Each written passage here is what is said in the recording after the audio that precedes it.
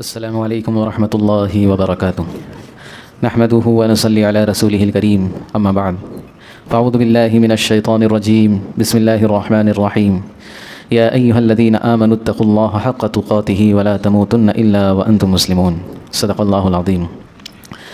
मोहतरम हाज़रीन जुमा, बुज़ुर्ग दोस्तों और मेरे अज़ीज़ साथियों, गुज़िश्ता जुमा को हमने ज़कात से मुताल्लिक़ गुफ्तगू की थी, जिसमें हमने उसका मतलब समझा था। इसी तरह ज़कात का मकसद भी हमने समझा था और सोना चांदी पर ज़कात किस तरह से निकालेंगे वो भी हमने समझा था। कुछ चीज़ें रह गई थी। सबसे पहले हम ज़कात के मुताल्लिक़ उन चीज़ों को बयान करेंगे, उसके बाद रमज़ानुल मुबारक के आखिरी अशरा इसके मुताल्लिक़ गुफ्तगू करेंगे। तो सबसे पहले हमको ये समझना है ज़कात के मुताल्लिक़ कि ज़कात हमने सोना और चांदी की समझी थी कि अगर किसी के पास 7.5 तोला सोना है तो उस पर ज़कात वाजिब हो जाती है।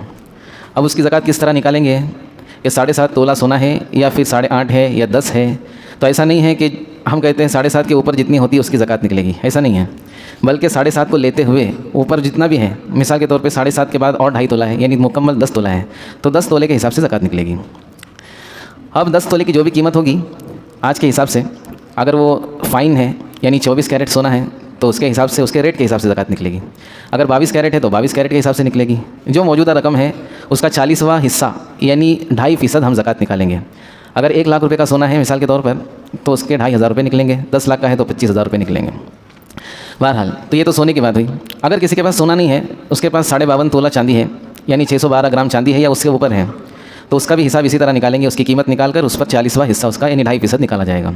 किसी के पास सोना भी नहीं है, चांदी भी नहीं है, उसके पास कैश है, पैसा है। अगर वो 65,000 के ऊपर है, 65,000 के ऊपर है वो, क्योंकि उस 52.5 तोला चांदी इतने में आ जाती है आज के हिसाब से, तो उस पर भी ज़कात लाजिम होगी। अगर किसी के पास तीनों है, सोना भी है, चांदी भी है और कैश भी है, थोड़ा थोड़ा है, 2 तोला सोना है, 5-6 तोला 10 तोला चांदी है और कैश भी पड़ा है 10-12 हज़ार रुपये। अब इन तीनों की कीमत को पकड़ेंगे, अगर वो 60-65 के ऊपर होती है तो उसमें भी ज़कात निकाली जाएंगी। समझ में आ रही बात? अगर किसी के पास प्रॉपर्टी है, घर है, अक्सर ऐसा होता है कि हमारा रहता घर होता है, उस पर तो ज़कात नहीं है। जो हमारी ज़रूरत का है, जिसमें हम रहते हैं, उस पर ज़कात नहीं है। हमारी ज़रूरत की गाड़ी है, उस पर ज़कात नहीं है। मोबाइल कितना ही महंगा हो, हमारी ज़रूरत का, उस पर ज़कात नहीं है। ज़रूरत से ज़्यादा हमने तिजारत की नीयत से, इन्वेस्ट की नीयत से कोई चीज़ ली है। एक रहता घर है, उसके अलावा हमने और एक घर लिया है ताकि जो है इसका जब रेट बढ़ेगा, हमको अच्छे पैसे आएंगे तो हम इसको बेच देंगे, तो इस पर भी ज़कात होगी, वो भी मौजूदा वैल्यूएशन के हिसाब से। किसी ने अपने रहते घर के अलावा एक घर लिया, उसकी कीमत मिसाल के तौर पर 20 लाख में उसने लिया। अब उस पर 1 साल गुजर गया, उसकी कीमत हो गई 30 लाख, तो 30 लाख के ऊपर ज़कात निकलेगी। कभी ऐसा होता है कि हम किसी प्रॉपर्टी को लेकर फंस जाते हैं, 20 में लिए थे, अब 10 में भी नहीं निकल रहा, यानी उसकी वैल्यूएशन कम हो गई, तो अब कम पे ज़कात निकालेंगे। हमने 20 में लिया था पिछले साल, अब उसकी कीमत 15 हो गई, मतलब बेचने जा रहे तो 15 ही आ रहे हैं, तो 15 ही के हिसाब से ज़कात निकलेगी। समझ में आ रही बात? इसी तरह किसी का स्टॉक मार्केट के अंदर, हलाल शेयरों के अंदर इन्वेस्टमेंट है, तो वो भी अपनी मौजूदा वैल्यूएशन को देखेगा, करंट प्राइस जो चल रहा है उसके हिसाब से ज़कात निकालेगा। किसी का LIC में पैसा लगा हुआ है, LIC का लेना नहीं लेना वो जायज़ नाजायज़ वो बात की बात है, लेकिन किसी का लगा हुआ है उसके लिए मैं बोल रहा हूँ। LIC में जितना हमारा पैसा लगा हुआ है उसके ऊपर हमारी ज़कात निकलेगी। गोया दोस्तों बोलने का मतलब ये है कि हमने ज़रूरत से ज़्यादा जहाँ पर भी लगाया है पैसा, ये नीयत से कि हमारा पैसा हमको बढ़ के मिलेगा, तो उस पर ज़कात निकालनी पड़ेगी। तो हमारे लिए आसानी वाला काम ये है कि हमारी जो तारीख फ़िक्स है उस तारीख को हम देखेंगे कि हमारा पैसा कहाँ कहाँ पर लगा हुआ है। समझ में आ रही बात? और कभी ऐसा भी होता है, जैसे माल तिजारत का मसला है, हमारी दुकान है, उसमें सामान भरा हुआ है, उस पर भी ज़कात आती है क्योंकि हमने बेचने के लिए सामान रखा है। हमारा गाड़ियों का कारोबार है, हमने बेचने के लिए गाड़ी खरीद के रखी है। जो भी चीज़ बेचने के लिए हमने रखी है उसका पूरा कैलकुलेशन करके उसके ऊपर ज़कात निकाली जाएगी। हिसाब वही होगा, 2.5% हमको ज़कात निकालना है। किसी की खेती बाड़ी है तो उसका एक अलग मसला है, उसकी भी ज़कात है, वो एक अलग मसला है। इसी तरह कोई जानवर पालता है, बकरे वगैरह, तो उसकी भी ज़कात का अलग मसला है। लिहाजा आमतौर पर लोग या तो तिजारत करते हैं, माली तिजारत के एतबार से दुकान होती है या कोई चीज़ होती है, या फ्लैट खरीदते हैं या कहीं पे इन्वेस्ट करते हैं, प्लॉट खरीदते हैं, तो उसकी मौजूदा वैल्यूएशन के हिसाब से ज़कात निकाली जाएगी। और दोस्तों ज़कात निकालने के अंदर अल्लाह के नबी ने इरशाद फरमाया कि क़यामत से पहले लोग ज़कात को बोझ समझेंगे, नागवारी से निकालेंगे। इससे मना किया अल्लाह के नबी सल्लल्लाहु अलैहि वसल्लम, ज़कात खुश दिली से निकालें।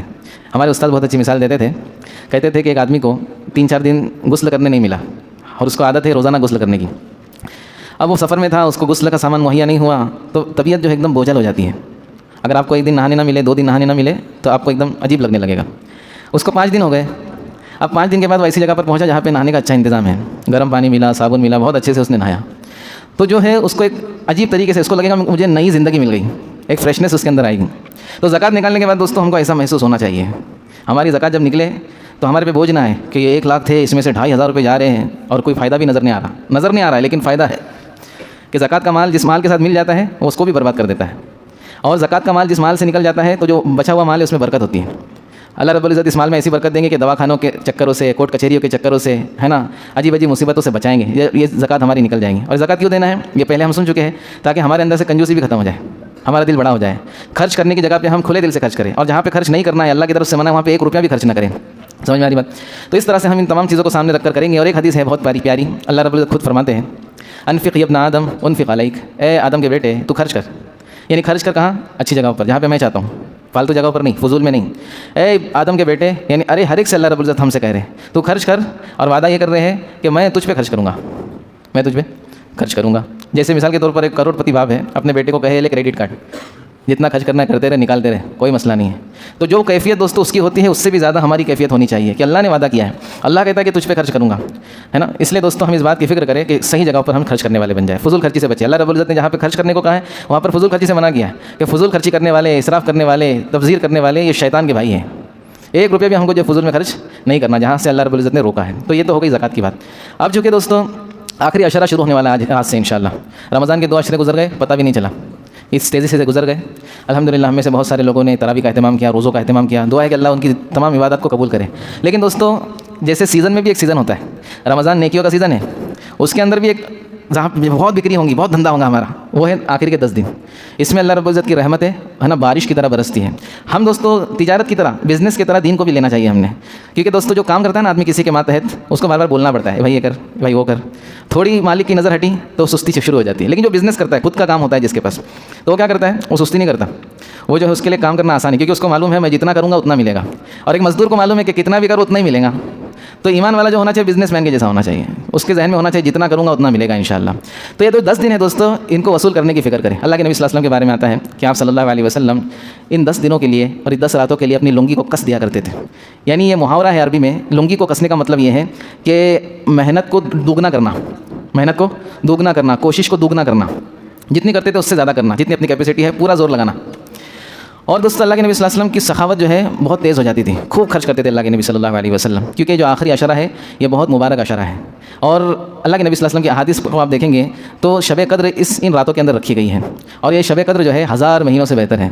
अल्लाह के नबी सल्लल्लाहु अलैहि वसल्लम ने तो इन रातों को वसूल करने के लिए आखिरी अशरे का एहतिकाफ़ किया है। और कैसा किया है? पाबंदी से किया है। हर साल अल्लाह के नबी सल्लल्लाहु अलैहि वसल्लम रमज़ान के जो 10 दिन होते थे, बचते थे, उसके अंदर आप सल्लल्लाहु अलैहि वसल्लम मस्जिद के अंदर आके एहतिकाफ़ करते थे और दिन रात मुसलसल अल्लाह की इबादत में, दुआओं के अंदर लगे हुए रहते थे, और जितना हो सकता था अल्लाह की तरफ मुतवज्जे होते थे। देखो एहतिकाफ़ जो है ना दोस्तों, ये हमारी ज़ात के एतबार से हमारी तरक्की का बहुत बड़ा ज़रिया है। अल्लाह के नबी सल्लल्लाहु अलैहि वसल्लम की उम्र जब 40 साल हो गई, उम्र मुबारक 40 साल की हो गई, तो अल्लाह के नबी सल्लल्लाहु अलैहि वसल्लम की अल्लाह ने एक रहबरी की कि आप गारे हिरा में जाकर इबादत कीजिए। गारे हिरा में अल्लाह के नबी सल्लल्लाहु अलैहि वसल्लम जाते थे 2-3 दिन का खाना लेकर के, और वहाँ पर इबादत करते थे। खाना खत्म होता तो वापस आ जाते थे। तो अल्लाह के नबी सल्लल्लाहु अलैहि वसल्लम को जब अल्लाह ने चाहा कि नबूवत दी जाए, तो उससे पहले आप सल्लल्लाहु अलैहि वसल्लम को तैयार किया गया अंदर के एतबार से। तो ये एहतिकाफ़ भी ऐसी चीज़ है दोस्तों कि इसके अंदर हमको तन्हा होने को कहा जा रहा है। तन्हाई के ज़रिए से ईमान का पावर आता है। हमारे को अल्लाह रब्बुल इज़्ज़त ने जिस्म और रूह 2 चीज़ों से बनाया है। जिस्म जो है, जिस्म ये ख़त्म होने वाला है, और जिस्म की जो नीड है, जिस्म की जो ज़रूरियात है वो खाना पीना है। लेकिन दोस्तों जिस्म से ज़्यादा फिक्र जो करनी चाहिए वो रूह की करनी चाहिए, क्योंकि जिस्म खत्म होने वाला है 100%। जिस्म जो है आप कब्रिस्तान में जाकर देखेंगे सब मट्टी हो गए। जिन कीड़ों ने जिस्म को खाया था वो कीड़े भी मर गए। समझ में आ रही बात? ये अल्लाह का निज़ाम है और ये हकीकत है। ये बात से किसी को बुरा नहीं लगना चाहिए कि मौत की बात क्यों कर रहे हैं, मौलाना डर लगता है। कितना भी डरो, मौत तो आनी है। अल्लाह रब्बुल इज़्ज़त फरमाते हैं अगर तुम मजबूत किलो के अंदर भी महफूज हो, वहाँ पर भी मौत आकर रहेगी। कुरान मजीद के अंदर अल्लाह ने रहबरी फरमाई, कुल्लु नफ्सिन ज़ाइक़तुल मौत, हर जानदार को मरना है।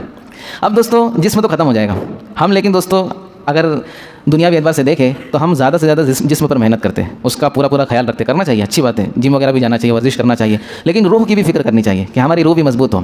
अच्छा, रूह कमज़ोर होती तो क्या होता है? आमाल से हट जाता है आदमी, उसको नमाज़ पढ़ने में दिल नहीं लगता। एक आदमी को अगर नमाज़ पढ़ने में दिल नहीं लग रहा है, झूठ बोलना उसके लिए आसान हो जा रहा है, धोखा देना उसके लिए आसान हो जा रहा है, टोपी पहनाना उसके लिए आसान हो रहा है, चक्कर खिलाना आसान हो रहा है, तो समझ जाना रूह के एतबार से बहुत कमज़ोर हो गया बंदा।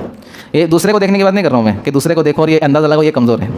मेरी बात, अगर मेरे अंदर ये कमी आ रही है तो मेरी रूह कमज़ोर हो गई है, और ये रूह कमज़ोर होगी तो इससे ईमान छीन लिया जाएगा, आखिरत की नेमतें छीन ली जाएगी। और रूह मजबूत होगी तो आखिरत की नेमतें भी मिलेगी, और अल्लाह रब्बुल इज़्ज़त इसको दुनिया के अंदर मजबूत ईमान के साथ रखेंगे। इसलिए दोस्तों एहतिकाफ़ अगर हमसे हो सके, हमको कोई उज़्र नहीं है, तो संजीदा किस्म के लोग आकर के एहतिकाफ़ में बैठें। बहुत बड़ा फजीलत वाला अमल है। लेकिन अगर कोई एहतिकाफ़ नहीं कर पा रहा तो उसके लिए भी आसानियाँ हैं कि दिन रात में थोड़ा सा हिस्सा खास तन्हाई के लिए मुंतखब कर लें। कि मैं थोड़ा सा हिस्सा रात में जागूंगा, अल्लाह की इबादत करूंगा, अल्लाह से ताल्लुक़ जोड़ूंगा, चाहे अपने घर में चाहे मस्जिद के अंदर।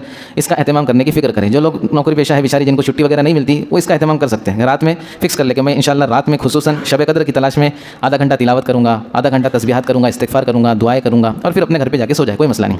या घर पर इबादत करें, ज़रूरी नहीं कि मस्जिद में आए, घर पर भी इबादत करेंगे, खूब तन्हाई मिलेगी वहाँ पर भी इंशाल्लाह। और हमारे घर वालों को भी तरगीब मिलेगी। अल्लाह के नबी के बारे में आया कि आप सल्लल्लाहु अलैहि वसल्लम खुद भी जागते थे, घर वालों को भी जगाते थे, तो घर वालों को भी तरगीब मिलेगी। छोटे बच्चे देखेंगे हमारे अब्बा रात में जाग रहे हैं, रो रहे हैं, क्या बात है, सवाल पैदा होगा, उनकी भी तरबियत होगी। बहरहाल इस रमज़ान के आखिरी अशरे को हम क्या करें, उसूल करने की फ़िक्र करें इंशाल्लाह। और जिन लोगों ने अभी तक ज़कातें नहीं निकाली है, वो अपनी ज़कातें निकालें खुशदिली के साथ, इंशाल्लाह बरकतों के साथ अल्लाह रब्बुल इज़्ज़त उनको नवाजेंगे। और एक बात खास तौर पर हम जो है आगे चलकर इंशाल्लाह और एक जुमा मिलेगा हमको, सदका फ़ित्र के भी अहकामात वहाँ पर सुनाए जाएंगे, ईद के अहकामात भी सुनाए जाएंगे कि ईद की क्या सुन्नत है, ईद में क्या करना चाहिए। बहरहाल ज़्यादा से ज़्यादा अपनी ज़ात को बनाने की फ़िक्र, और हो सके तो अपने भाई दोस्तों को इसकी तरगीब भी दें। जैसे मैं नमाज़ पढ़ रहा हूँ, नमाज़ की दावत भी दें।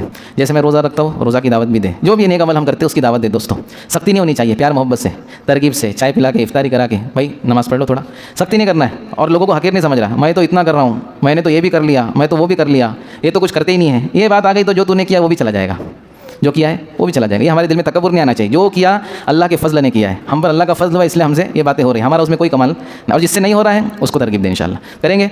अब जो है ऐलान था एक, सबसे पहले तो ये बात है कि हमारे इलाके के अंदर मीज़ान ट्रस्ट चलती है, तो उन लोगों ने दरख्वास्त की, ऐलान की कि ज़कात, सदक़ात, फ़ितरा भी इंशाल्लाह आइंदा लोग जमा करेंगे। तो जो भी हो सके ताउन करें, ताकि हमारे इलाके के गरीब, यतीम और जो भी हैं उनको उसकी मदद मिलती रहे। दूसरा ऐलान ये था कि मस्जिद का भी ताउन करें। मस्जिद में भी जो अखराजात होते हैं, हमारे ऊपर जो चीज़ें लगाई जा रही है, हमारे हिस्से लगाई जा रही है, इसमें ज़कात फ़ितरा देने की ज़रूरत नहीं है। मस्जिद को अपना प्योर पैसा देना है, हदिया तोहफ़ा, जिससे वो हमारे ऊपर ही खर्च होने वाला है। एक चीज़ ये, और एक ये है कि अभी इंशाल्लाह ये पिछले जुमा को बहुत प्रॉब्लम हो गया था, पब्लिक ज़्यादा थी, तो इसलिए तय किया गया है कि रमज़ान के अंदर 2 जुमा होंगे। तो अभी एक जुमा होंगी इंशाल्लाह, फिर 2 बजे भी एक जुमा होगी। अल्लाह रब्बुल इज़्ज़त हम सबको अमल की तौफीक